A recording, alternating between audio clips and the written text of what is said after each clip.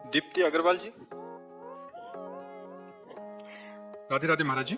महाराज जी, यश नहीं मिलता जिंदगी में, कितना भी कर लो, किसी के लिए भी कर लो, यश प्राप्ति नहीं हो रही। किसको को यश चाहिए क्या आपको? यश चाहिए? राधा नाम जप करो, डट के राधा नाम जप करो। जितना राधा नाम जप करोगी ना, बिस्तरे सब जग बिमल कीरति साधु संगति ना टरे, बास वृंदा विपिन पावे श्री राधिका जो कृपा करे। जपो नाम। देखो प्रेमानंद जी बनने में कितने जीवन लगेंगे? अब ये तो श्री जी जाने, श्री जी का खेल है कि कई जन्म से प्रेमानंद का चक्कर चल रहा है उनके चरणों में।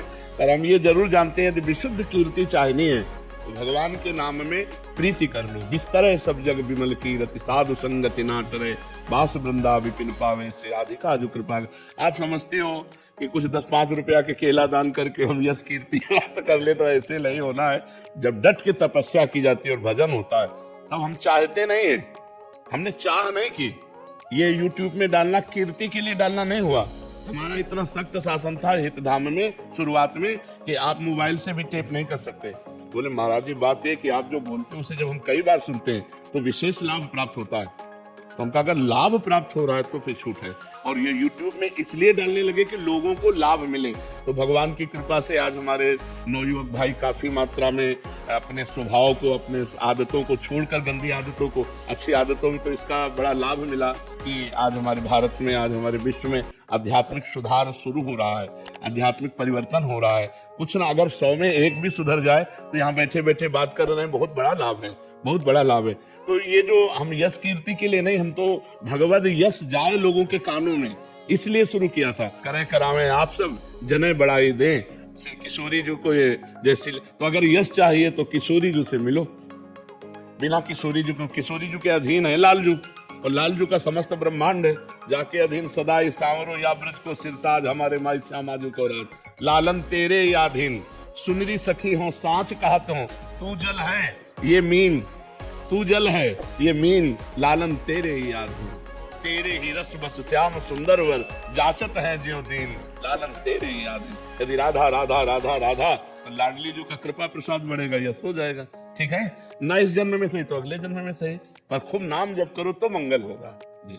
मुकुल जी। महाराज जी, हमारे जीवन में विनम्रता का क्या महत्व है? बहुत बड़ा महत्व है। अगर विनम्र नहीं रहोगे तो आसुरी प्रवृत्ति आपके अंदर हावी हो जाएगी।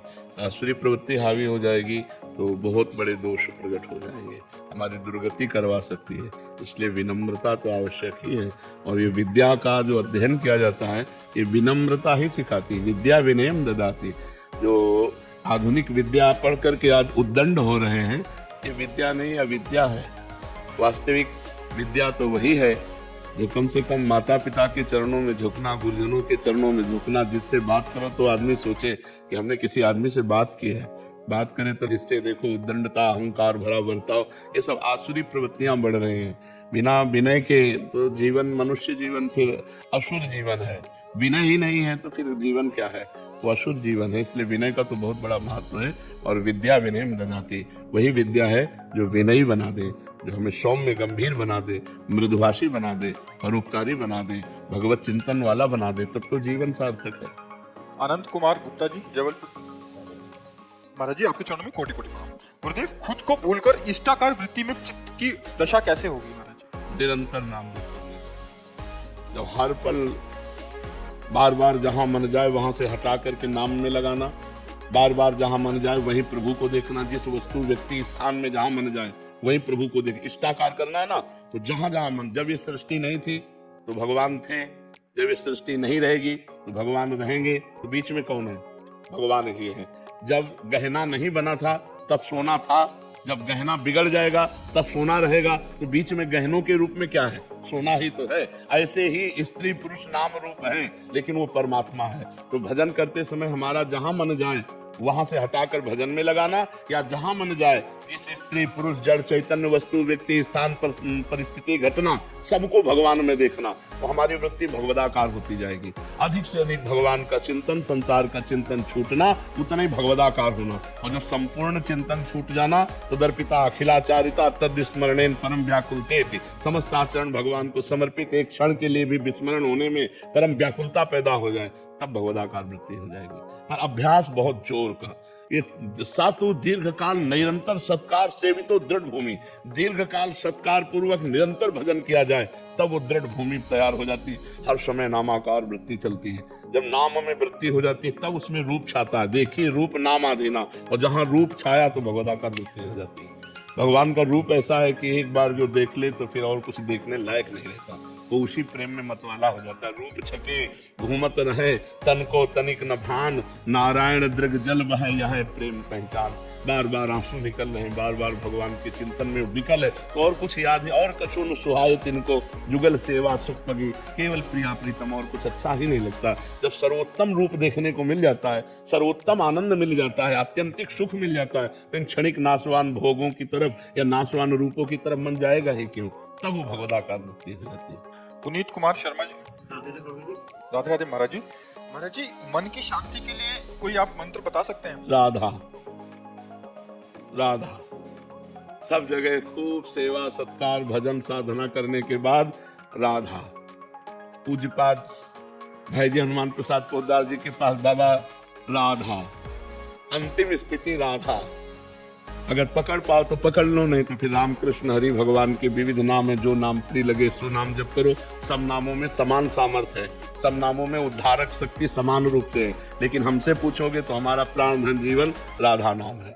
राधा नाम है जीवन हमारा, राधा नाम प्राण आधार है, राधा नाम है कर्ता विधाता, राधा नाम पालनहार है, राधा नाम सबका पूज्य है, राधा नाम का पूजन करें, राधा नाम के ही ध्यान से हम शुद्ध अपना मन करें, राधा नाम के जप ध्यान से प्रेम बढ़ता जाएगा, राधा नाम ही हमें अंत में प्रेम में निकुंज में पहुंचाएगा। ये निकुंज तक का राही है राधा नाम। जो चाहो, हमारा मन भी शुद्ध हो जाएगा, तन भी शुद्ध हो जाएगा। अमन तिवारी जी, रीवा से। राधे राधे। राधे राधे महाराज जी। गुरु जी, परिवार भाई मित्र के साथ हमारे रिश्ते हमेशा प्यार भरे रहे हैं, इसके लिए क्या प्रयास करना चाहिए? यदि इन रिश्तों में कभी लड़ाई या मनमुख भाव आ जाए तो ऐसे में कैसे सही? वैसे बच्चा, बिना भगवत भाव के कोई भी रिश्ता पुष्ट नहीं रहेगा, क्योंकि कभी प्रतिकूलता उधर से आएगी तो आपका मन निराश हो जाएगा कि इतनी अनुकूलता देने के बाद भी इतनी प्रतिकूलता। और जब हम भगवत भाव रखेंगे तो हम अनुकूलता का भाव रखा ही नहीं, हमने तो भगवत भाव रखा है। जो हमने अब किया अपने प्रभु के लिए किया, उधर से जो आया मेरे प्रभु का विधान है, इसलिए जो प्यारो करे सोई मोहि भावे। नाराज होने की बात नहीं। किसी भी रिश्ते में किसी भी व्यक्ति से द्वेष या नाराजगी तभी होती है जब हमारी अनुकूलता या प्रतिकूलता की भावना होती है। और जब भगवत भावना होती है तो उमा दे राम चरण रत विगत काम मद को, निज प्रभु में देखें जगत तो कैसन करे विरोध। सब में अपने प्रभु को देखता है तो फिर विरोध वो किसी से नहीं करता है। अपने संबंधों की दृढ़ता के लिए सब में भगवत भावना करना अत्यंत आवश्यक है। अपने संबंधों को परम पवित्र बना करके भगवान की प्राप्ति कराने की सामर्थ्य इस समता में है, भगवत दर्शन में, भगवत भाव में है। जब तक भगवत भाव नहीं आएगा तो इन संबंधों का कोई महत्व नहीं। हम आपको बहुत प्यार करते हैं, कल हम मर गए या आपका शरीर पूरा हो गया तो क्या संबंध, लेकिन हमने यदि भगवान माना है तो थे, हैं और रहेंगे। बस भगवान थे, हैं और रहेंगे, ये बात समझिए। नवीन पटानी जी, दुबई से। जी राधे राधे महाराज जी। महाराज जी, ये प्रश्न बहुत सारे ऐसे जनों का है जो जिनके जीवन का कोई उद्देश्य नहीं है, भक्ति भाव भी नहीं है। इनका भाव आगे यही है, ये कह रहे हैं कि जीवन का स्पष्ट उद्देश्य नहीं है। मैं नौकरी करता हूँ और समय बिताने के लिए रोजाना कुछ काम भी करता हूँ और ज्यादा करता हूँ, मेरे पास कोई उद्देश्य नहीं है। बट मेरे को अभी जब लगता है कि मैं रिटायर होऊंगा तो उसके बाद मैं करूंगा क्या? हम ये आपसे पूछना चाहते हैं कि पढ़ लिख करके नौकरी किसके लिए की? धन के लिए। धन किसके लिए? जीने के लिए। लेकिन जी किसके लिए रहे हो? अब इसका उत्तर दे दीजिए। जी किसके लिए रहे हो? यदि आपके जीवन में भगवान नहीं है, आपके जीवन में प्रेम नहीं है, आपके जीवन में सच्चिदानंद नहीं है, तो फिर वो यही क्रम जी रहे हैं रुपया कमाने के लिए, रुपया कमा रहे, जीने के लिए जी रहे हैं, भोगों के लिए रुपया कमा, तो ये तो सब नाशवान चक्र। व्यवहारिक बुद्धि में उसका उत्तर होगा, अगर अध्यात्म नहीं है कि परिवार बच्चों के लिए, तो इसे तो नाशवान खेल है, तो स्वाप्निक खेल, इसमें कुछ सत्य नहीं है। हाँ, बहुत पैसा कमाऊं, बच्चे। हाँ ठीक है, बहुत बढ़िया है, लेकिन मरोगे तब इसके बाद क्या है? दुनिया में लाखों का मेला जुड़ा, हंसा जब जब उड़ा, कोई साथी नहीं। उस समय बोलिए, उस समय नाम साथी है। आज बहुत सुंदर भगवत चर्चा सत्संग में हुई थी कि जिसका मन भगवान में बस में नहीं हुआ, नहीं लगता, तो वो थोड़ा बड़ा भजन करता है, सत्संग करता है, और तो उसकी गति क्या होगी? भगवान में मन लग जाए तो भगवत प्राप्ति हो जाए। लेकिन जब मन जितेंद्रिय नहीं, ना इंद्रिय वश में, ना मन वश में है, और ना मन भगवान में पूर्ण रूप से लगा है, लेकिन वो भजन साधन कर रहा है, नाम जप कर रहा है, सत्संग सुन रहा है, पाठ कर रहा है, तो भगवान ने कहा उसकी दुर्गति नहीं हो सकती, उसका पतन नहीं हो सकता। वो श्रीमान कुलवान धनवानों के यहाँ उसका जन्म होगा और ऐसा भक्ति का माहौल होगा कि अगले जन्म से भगवत प्राप्ति हो जाएगी। तो हमें लगता है कि हमारे जीवन का उद्देश्य भगवान की प्राप्ति होना चाहिए। या भगवान से मतलब नहीं रख पा रहे हो, मान लो अभी इतनी पवित्रता नहीं, तो इतना तो हो जाए कि मनुष्य बनाओ तो सुअर कुत्ता न बनूं। इतना तो उद्देश्य हो ही जाए, तो कम से कम हम इतना भजन तो कर ले कि हमें फिर मनुष्य शरीर मिले और हम फिर अच्छे कर्म करें और भगवान को रिझा लें। तो इसलिए भजन करो, इसलिए भजन करो कि ये जो पदवी मिली है, जो सुख सुविधा मिली है, जो मनुष्य शरीर मिला है, ये दोबारा भी मिल जाए, क्योंकि ये पुण्य बल से मिला है, भगवान की कृपा बल से मिला है। तो दोनों बल हमारे पास हो, पुण्य बल भी हो और भगवान का कृपा बल हो। तो नाम जप से बढ़कर कोई पुण्य नहीं। अगर हमारे पास 100 रुपया है तो हम 1 रुपया किसी गरीब की सेवा में लगाने की भी सोचें, क्योंकि जो 100 रुपया अभी मिले हैं, अगर 1 रुपया जमा हो जाएगा तो आगे हमें मिलेगा। और नाम जप कर रहे हैं इसलिए भगवान की कृपा हमें प्राप्त होगी। तो 2 कार्य, एक परोपकार और एक नाम जप, ये 2 कार्य जीवन में कर लो। हर व्यक्ति को करना चाहिए। भाई बैंक बैलेंस क्यों करते हो? आगे के लिए करते हो ना, लेकिन इस शरीर के आगे की बात सोचो। अब वो सोच ही नहीं है, ये सोच केवल भारत में है, मरने के बाद क्या होगा, इस बात को केवल भारत के ब्रह्म ऋषियों ने जगाया है, नहीं तो और तो बस जियो खाओ मरो। तो हमें लगता है जीवन को सार्थक करने के लिए नाम जप और परोपकार अवश्य करना चाहिए। परोपकार बहुत बड़ा धर्म है, परहित सरिष धर्म नहीं है। त्रिलोक कुमार जी राजस्थान से, राधे राधे महाराज जी। महाराज जी, मैं कर्म में विश्वास रखता हूँ और आपको यूट्यूब माध्यम से 1 साल से सुन रहा हूँ। महाराज जी, मेरा प्रश्न है कि रामायण में एक बताया गया है कि कर्म प्रधान विश्व करी राखा, जो जस करहि तो 10 फल चाखा, और सकल पदार्थ ही है जग माही, कर्महीन नर पावत नाही। तो महाराज जी, एक तरफ कहते हैं कि होई है सोही जो राम रचि राखा। तो केवल कर्म तक सीमित रहना चाहते हो क्या? केवल कर्म तक करना चाहते हो क्या? तो कर्म 2 ही प्रकार के होते हैं, शुभ कर्म और अशुभ कर्म, और इनकी दोनों की गति बस नरक स्वर्ग और मृत्यु लोक। तो दुर्गति से बचोगे क्या कर्म करके? सत्कर्म करना है, भगवत कर्म करना है, भगवान के अधीन होकर के कर्म करना है, श्री कृष्ण अनुकूलेन कर्म करना है, प्रतिकूल से विसर्जनम करना है, भजन करना है, परोपकार करना है, माता पिता की सेवा करनी है, पुत्र परिवार आदि का पालन करना है, और ये सब कर्म भगवान को अर्पित करके भगवत प्राप्ति करनी है। अगर भगवत प्राप्ति नहीं तो शुभ अशुभ कर्मों के पचड़े में तो पूरा संसार फंसा हुआ है। सब संसार कर्म कर रहा है, तुम ही थोड़ी कर्म कर रहे हो। बिना कर्म किए कोई एक क्षण भी नहीं रह सकता। तो सब कर्म कर रहे हैं, शुभ कर्म बन रहे हैं, अशुभ कर्म बन रहे हैं, शुभ का फल सुख मिल रहा है, अशुभ का फल दुख मिल रहा है, दुख सुख की इसी पचड़े में सब फंसे हुए हैं। तो कौन मानो दे इसी के लिए मिला है क्या? केवल कर्म करते हुए सुख और दुख का भोग करना, मानो देह का फल मिला है, सुख दुखे समय कृत्वा लाभा लाभो जया जयो।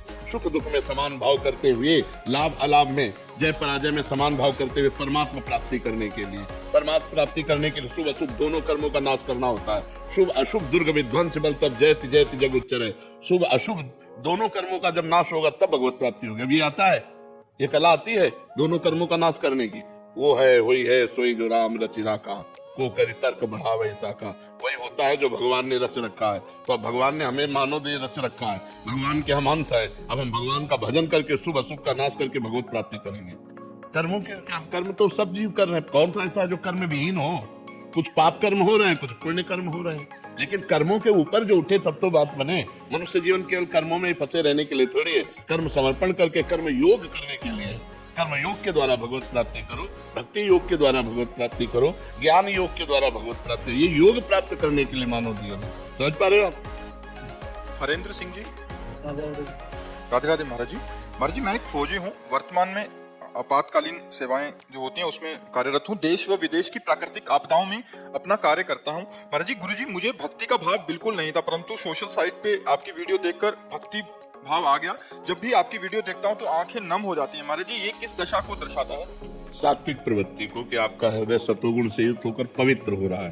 पवित्र हृदय में जब हम सत्संग सुनते हैं, भगवत वार्ता सुनते हैं, तो हमारे अश्रु आने लगते हैं। इससे हमारा प्रमाण मिलता है कि मन धीरे धीरे पवित्र हो रहा है, हमें धीरे धीरे भगवान की तरफ बढ़ाया जा रहा है, धीरे धीरे हमारे ऊपर भगवान की कृपा हो रही। ये पवित्रता का, मन की पवित्रता का लक्षण है।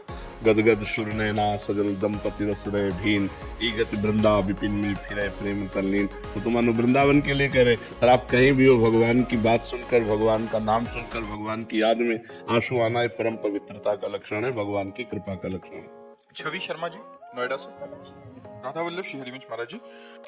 गुरुदेव, आपके दिव्य प्रवचन के माध्यम से मेरे परिवार नाम जप में धीरे धीरे बढ़ रहा है महाराज जी, और ग्रस्त जीवन शांतिपूर्ण और सुख में व्यतीत हो रहा है। गुरुदेव, आपके वचनों से ही अमूल्य ज्ञान प्राप्त हुआ कि पति ही परमेश्वर है, उनके भीतर भगवान का स्वरूप देखा जाए और श्रद्धा से उनकी सेवा की जाए। इसी भावना से प्रेरित होकर मैं प्रतिदिन उनके किसी कार्य क्षेत्र या अथवा तीर्थ से लौटने पर श्रद्धा पूर्वक उनके चरण स्पर्श करती थी, इससे वे प्रसन्न होते थे। किंतु अब जब बहुत ऐसा मतलब अब अंगुलियों में गिना जा सकता है। जैसे आप आज्ञा का पालन कर रहे हैं, शास्त्र आज्ञा का, और आप ऐसे चल रहे हैं, ऐसे अंगुलियों में गिना जा सकता है माता बहनों को। अब सैकड़ों हजारों में नहीं, अंगुलियों में गिना जा सकता है। ये तो बहुत उत्तम बात है, बहुत धर्म की बात है, और हमारे भारत की ही केवल बात है कि यहाँ की माताएं बहनें अपने पति में भगवान का दर्शन करके भगवान को भी प्राप्त कर दिया। अनुसुईया जी ने अत्रि मुनि पर भगवत भाव करके भगवान शंकर और ब्रह्मा और विष्णु को 6-6 महीने के बालक बना के पालने में जुला दिया। ये देखो पातिव्रत धर्म, पातिव्रत धर्म का प्रभाव। धर्मराज भी चक्कर में पड़ गए और सावित्री अपने सत्यवान को वापस लेकर के ही आई। तो पतिव्रता में बहुत बड़ी सामर्थ्य है। जैसे एक यति ऐसे एक सती। आप अपने पति की अनुकूलता प्रतिकूलता पर न जाए, भगवत भावना पर जाए और नाम जप करें, इसी से भगवत प्राप्ति है। जब से उन्होंने दीक्षा नियमावली का पालन शुरू किया है, वे चरण छूने से विनम्रता पूर्वक मना करने लगे हैं। वे कहते हैं कि इससे उनके पुण्य और भजन की शक्ति प्रभावित हो सकती है। फिर भी मैं अपनी आदत और श्रद्धा के वश सुनो, वो अगर मना करते हैं तो उनके सुख के लिए दूर से नमस्कार कर लीजिए। दूर से नमस्कार, मान लो उनको रुचि नहीं, तो हमको क्या करना है कि हमारे प्यारे को जैसे पसंद हो, अगर वो कहते हैं कि ऐसे करने से हम राजी हैं, तुम रोज ऐसे करेंगे। तुम खुश रहो, तुम्हारी अनुकूलता जिसमें, अगर ऐसे इतने से तो हम इतने से, अभी इतने से राजी हो, आप उनसे पूछे इतने से राजी हो, इतने से तुम्हारे पुण्य नहीं जाएंगे। अगर कहते हैं हाँ ठीक है तो रोज ऐसे कर लिया। अपने पति को प्रसन्न रखना। अगर कहते नहीं करना है, बिल्कुल नहीं करेंगे, हम नेत्रों से करेंगे, नेत्रों से प्रणाम कर ले, हम हृदय से प्रणाम कर लेंगे। हम हृदय से आपको अपना भगवान मानते हैं, बाहरी व्यवहार करें या ना करें। जैसे जेहि विधि प्रभु प्रसन्न मन होई, करुणा सागर कीजिए सोई। हे प्रभु, जिस तरह आप प्रसन्न हैं, हम वैसे ही बर्ताव करेंगे। जो अपने पति को इस तरह से और पति के परिवार को पति के सुख के लिए अनुकूलता प्रदान कर, आज आदर्श है, ऐसी नारी आदर्श है। आज तो वो गजब का तांडव चल रहा है, तांडव चल रहा है। नहीं, ऐसा प्रपंच, ऐसा नौटंकी, ऐसा नाटक चल रहा है कि ये पवित्र बातें, पति मेहनत करके घर में आया और पत्नी ने मुस्कुराकर स्वागत किया, सारी मेहनत उसी, थकान उतर गई, घर में प्रेम आनंद का वातावरण, तो एक गृहस्थी, सुंदर गृहस्थी हुई। अब ये राक्षसी प्रवृत्ति, पत्नी अलग हो पति अलग, दूसरी तरफ हो, आपस में क्लेश, अविश्वास, अशांति, इसलिए बहुत सावधान। ये हम बार बार कह रहे, जो गर्लफ्रेंड बॉयफ्रेंड चला है हमारे सनातन धर्म के लिए महाविष है। क्योंकि एक लड़की 10-10 लड़कों से संबंध रखती है, वो क्या अपने पति पर भाव रखेगी? एक लड़का 10-10 लड़कियों पर संबंध रखता है, वो क्या अपनी पत्नी से भाव रख पाएगा? क्योंकि अभ्यास तो गलत बन गया ना। अभ्यास जब गलत बन गया तो व्यवहार भी गलत होगा। अब क्या आपका गृहस्थी धर्म होगा जिसकी पत्नी चंचल है, जो स्वभाव में, जिसका पति व्यभिचारी है, वो क्या गृहस्थी धर्म? गृहस्थी धर्म तो तब होता है जब दोनों एक दूसरे से प्यार करते हो, संतान उत्पन्न हुई, पितृकुल की रक्षा करने के लिए वो संतान श्राद्ध तर्पण आदि करने के अधिकारी हो। ये कोई ऐसे खेल थोड़ी है। ये अपना भारत देश है, धर्ममय देश है। हम तो तुम्हें नमन करते हैं कि तुम ऐसे ही अपने पति पर भगवत भाव करके पवित्रता से चलो। हमारे देश की ऐसी ही नारियां होती थी। संजीव शर्मा जी गाजियाबाद से। राधे राधे महाराज जी। महाराज जी, सत्य और धर्म की राह पर चलना आजकल बहुत कठिन सा हो गया है महाराज जी। मैं एक वैज्ञानिक हूँ और धर्म सत्य की राह पर बिल्कुल आप जो कह रहे हो इसमें हम 1000% सम्मिलित है। 100% होते हैं पर हम और बढ़ा के कह रहे हैं 1000% सम्मिलित है कि सत्य और धर्म की राह पर चलना मानो कांटों पे चलना है, और कांटों पे चलना है, पर दिखाई देता है जब चल पड़ोगे तो ये फूलों का राह है, ये फूलों का मार्ग है। जो अधर्म है वो कांटों का मार्ग है, पर अधर्म का मार्ग फूलों जैसा दिखाई देता है और धर्म का मार्ग कांटों जैसा दिखाई देता है, बड़ा कठिन दिखाई देता है। लेकिन जब चल पड़ोगे तो धर्मो रक्षते रक्षिता, धर्म तुम्हारी रक्षा करेगा और तुम्हें बलवान बनाएगा। क्योंकि अगर ऐसा ना हो तो बड़े बड़े धर्मात्माओं ने कष्ट सहते हुए धर्म का पालन किया है और अधर्मियों ने सुख लूटते हुए अधर्म का, लेकिन उनका नाश हुआ। परिणाम में अधर्मियों का नाश हुआ है और धर्मात्माओं की जय हुई है। लेकिन बीच यात्रा में अधर्मी सुख पूर्वक रहे हैं और धर्मात्माओं को कष्ट भोगना पड़ा है। लेकिन परिणाम में धर्मात्मा सुख को प्राप्त हुए और अधर्मियों का नाश हुआ है। ठाकुर जी अपने आप आते हैं, हाँ, बताते हैं। बिल्कुल, धर्मो रक्षते रक्षिता, जो धर्म की रक्षा करता है भगवान उसकी रक्षा करते हैं। जी मंचू त्रिपाठी जी। राधे राधे। राधे राधे महाराज जी। महाराज जी, जब भी मेरे जीवन में खुशी आती है तो मैं डर सी जाती हूँ, जैसे उसके बदले कुछ बुरा हो जाएगा। मुझे ऐसा डर क्यों सताता है महाराज जी? इसका जब मन मलिन होता है तो सुख में वो भय की कल्पना कर लेता है, नकारात्मक सोच ले आता है। और जब मन पवित्र होता है तो भय, दुख और चिंता के समय में भी वो सकारात्मक सोच कर लेता है और सुख का अनुभव करता है। इसीलिए मन को पवित्र करना अनिवार्य है। इसीलिए सबसे कहते हैं परोपकार करो, नाम जप करो, मांस मदिरा का सेवन मत करो, व्यभिचार मत करो, जिससे तुम्हारा मन पवित्र हो जाए। नहीं, सुख का अवसर आने पर भी वो नकारात्मक सोच, मतलब निगेटिव सोच लाकर वो भय पैदा कर देगा। सुख का तो अवसर आया और दुख दे रहा है मन, और जब दुख का अवसर आया तो दुख भोगेगा ही। इसलिए मन को पवित्र करना अनिवार्य है, और उसकी पवित्रता के लिए दो उपाय है, एक नाम जप और एक परोपकार। दूसरों का हित करो। कोई बीमार है, कोई भूखा है, कोई गरीब है, उसका सहयोग कर दो। उसकी जो मांग है, उस समय आवश्यकता है, उसकी पूर्ति कर दो। भगवान आपका बड़ा मंगल करेंगे। और नाम जप करो। नाम जप के बिना सब बात गड़बड़ है। इसलिए किसका प्रश्न है? हाँ, इसलिए नाम जप करो और परोपकार की भावना रखो और घर परिवार में सबकी सेवा करो, और नकारात्मक सोच अपने आप चली जाएगी यदि नाम जप करोगे। देखो, बड़ी से बड़ी दुख की परिस्थितियों में भी भक्तों ने आनंद का अनुभव किया है। भगवान की बड़ी कृपा है, ऐसा बोले। देखो, सकारात्मक सोच का फल कि बड़ी से बड़ी विपत्ति है, दुख है, उनसे जब वार्ता की गई तो कहते हैं बड़ी कृपा है भगवान की। मतलब दुख में भी भगवान की कृपा का अनुभव करके वो सुखी हो रहे हैं। और यहाँ सुख में भी भय की एक कि कहीं भय ना आ जाए, संशय वृत्ति आ गई, तो ये मन की मलिनता है। इसको निर्मल करने के लिए नाम जप और परोपकार कीजिए। अभी जी पंजाब से। महाराज जी, आपके चरणों में कोटि कोटि प्रणाम। गुरुदेव भगवान, जैसे आप कहते हैं कि परिवार में किसी एक को भगवत प्राप्ति हो जाती है तो 21 पीढ़ियां तर जाती हैं, तो महाराज जी इसका भाव क्या है महाराज जी? पीढ़ियों भगवत को प्राप्ति होना बहुत कठिन बात होती है, कल्याण हो जाना बात अलग होती है। नहीं, जैसे 21 पीढ़ियां, मतलब उनका कल्याण होने का मतलब कि दोबारा जन्म नहीं होता। हाँ, फिर नहीं, पक्का नहीं होगा, इसमें कोई संशय नहीं है। देखो, भारतीय सुविधा, जैसे कोई बड़ा अधिकारी होता है तो उसके माता पिता फ्री रेल में चल सकते हैं, उसके परिवारजनों को होती है ना सुविधाएं। तो जब कानून, अपनी भारत सरकार इतना सुविधा परिवार वालों को देती है, भाई लड़का नौकरी में तो माता पिता फ्री क्यों चल देंगे? बोले नहीं, सुविधा है, कब परिवार को सुविधाएं नहीं मिलती? तो भगवान ने सुविधा दी है कि अगर एक भक्त निकल गया और भगवान को प्राप्त हो गया, भगवान का साक्षात्कार कर लिया, तो 14 पीढ़ी आगे की और 7 पीढ़ी पीछे की, 14 7 21 पीढ़ियां तय जाती हैं। पर हो तो भगवत प्राप्त। 2-4 माला घुमाने वालों के लिए भगवत प्राप्त हो गई।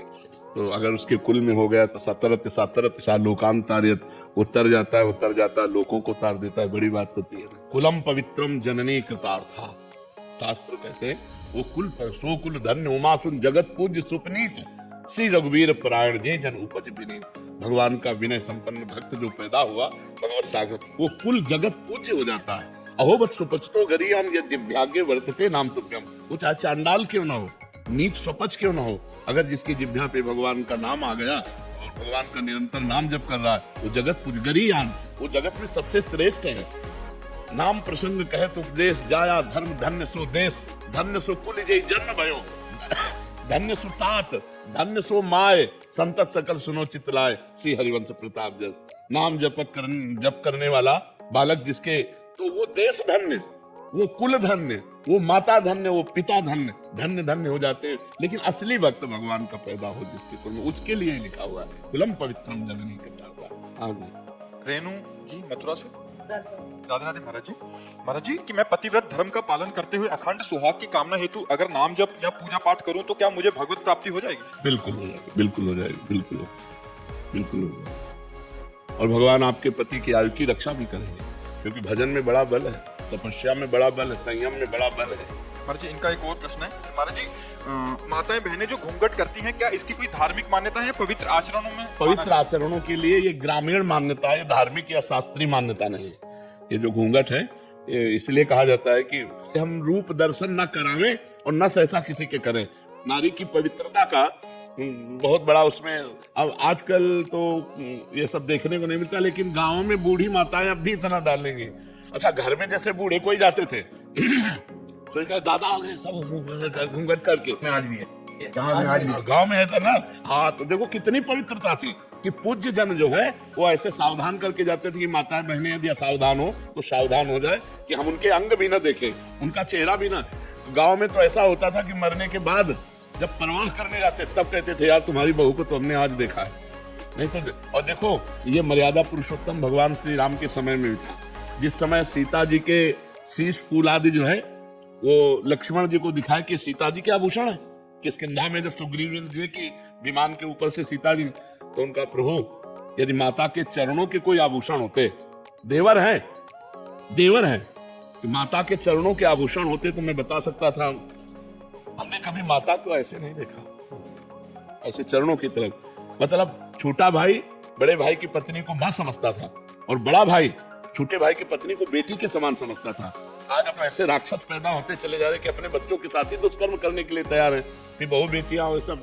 तो ये बड़ी पवित्रता का प्रतीक है। पहले ये कोई शास्त्रीय नहीं है, ये कोई शास्त्र में ऐसा आदेश नहीं है, ये ग्रामीण व्यवहार है। कुछ ग्रामीण व्यवहार ऐसे होते हैं जो कुल मान्यता हजारों वर्षों से चली आ रहे हैं। अब बड़ा समय खराब हो गया है और उसी का परिणाम भोगना पड़ रहा है। नहीं भोगना पड़ रहा है, फ्रेंड बॉयफ्रेंड, ये कहीं कोई मान्यता, कहीं कोई ऐसी। अरे गांव के बुजुर्ग ब्याह तय कराते थे और बाद में दूल्हा दुल्हन देखते थे कि हमारी दुल्हन है, हमारे दूल्हा है, नहीं तो इतना घूंघट काढ़े और बस घर में आके पता चलता था कि हमारी दुल्हन है।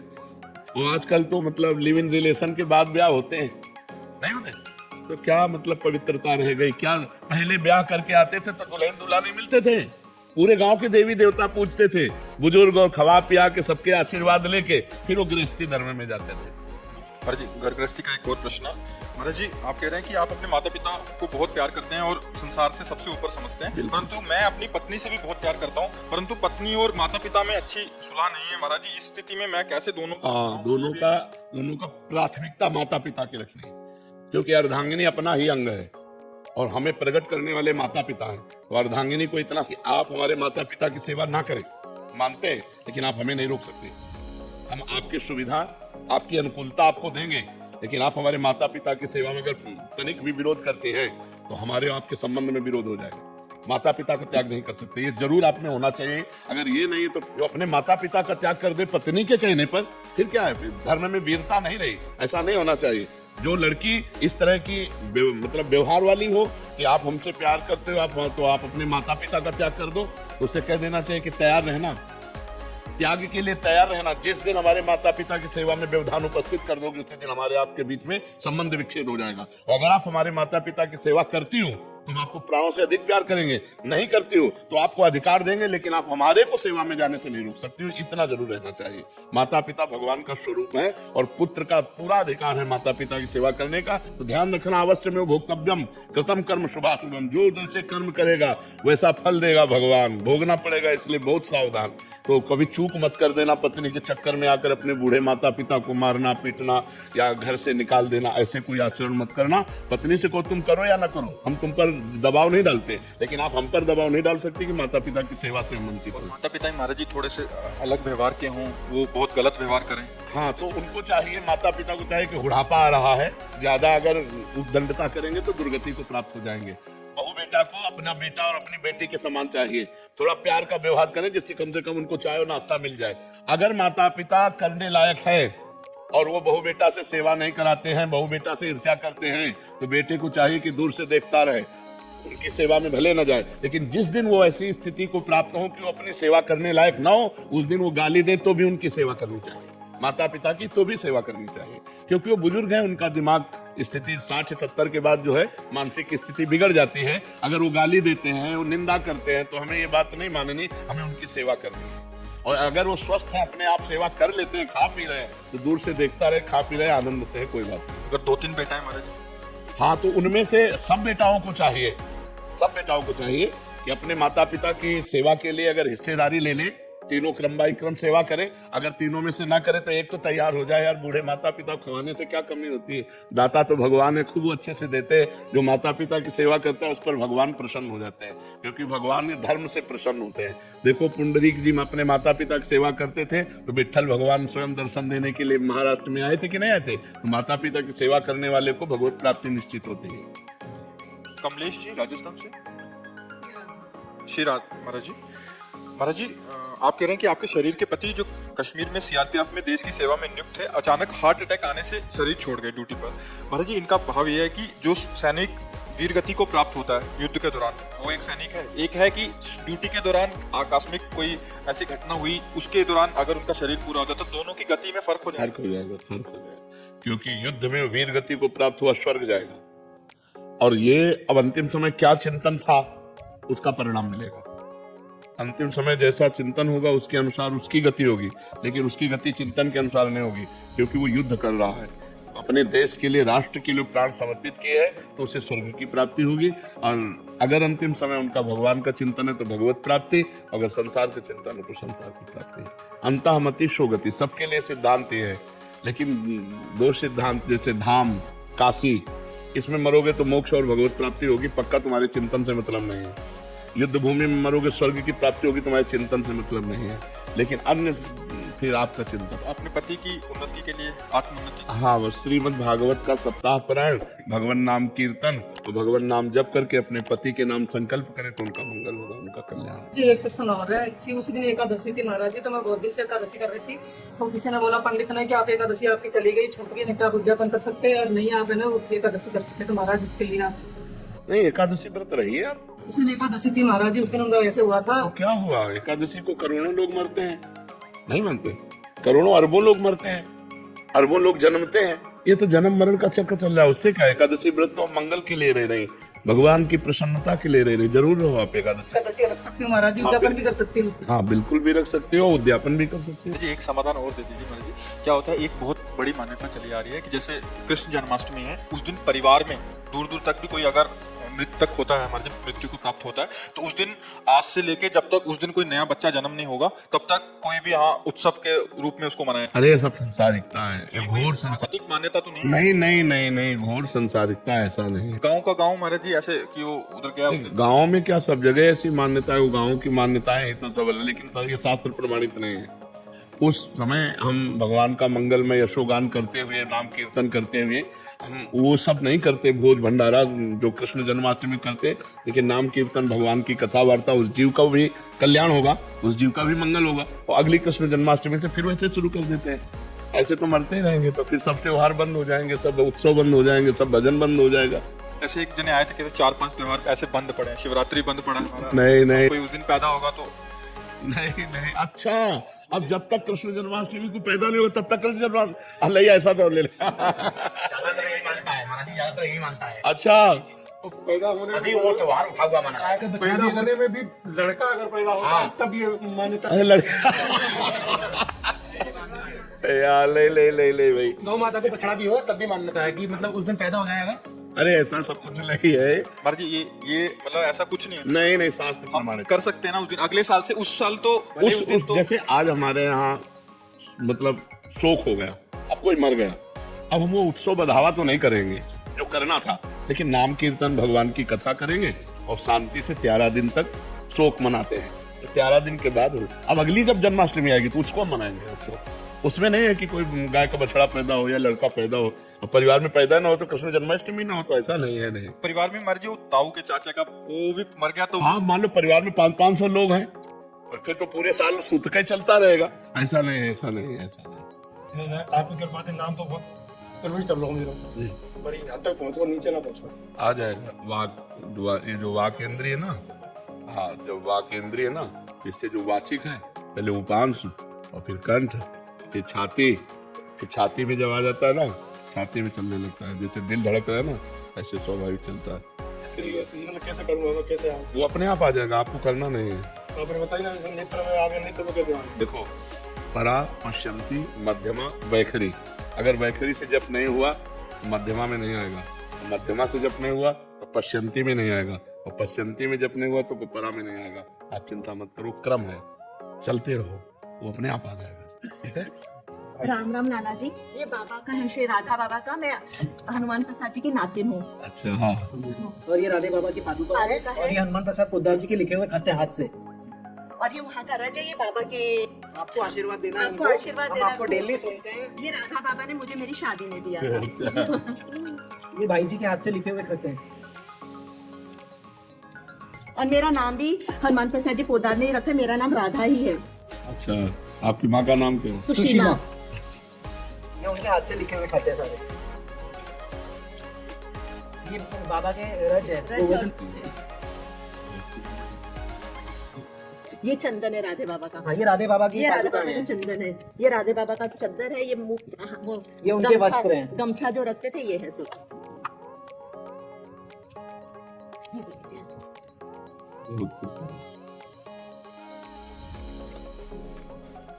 आशीर्वाद आपकी कृपा चाहिए। दृष्टि बनी रहे, बस आपके लिए ही आए हैं। रात दिन आपको सुन रहे हैं, रात दिन। रात दिन सुन, जैसे समय मिलेगा बस आप ही को सुन रहे हैं। बस आप में मुझे नाना जी ही दिखते हैं मेरे। वही हमारे जीवन के सृजन करता है। मैंने वो भाई जी की कोई पादुका लाया था, वो मैंने देखा और फिर मेरे मन में आया कि बस हमको आना है, हमको आना है, हमको आना है। आना है, बस आपका बहुत आशीर्वाद, बढ़िया। आपका आशीर्वाद। राधे राधे राधे राधे।